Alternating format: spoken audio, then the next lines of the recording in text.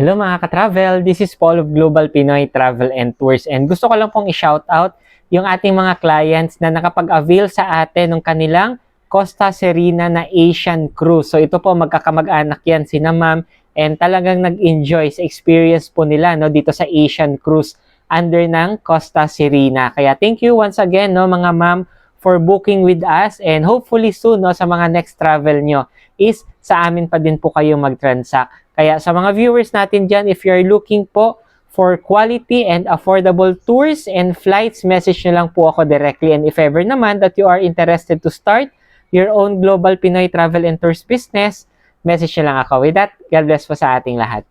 Gusto mo din bang umattend ng ating free webinar para sa travel and tours business?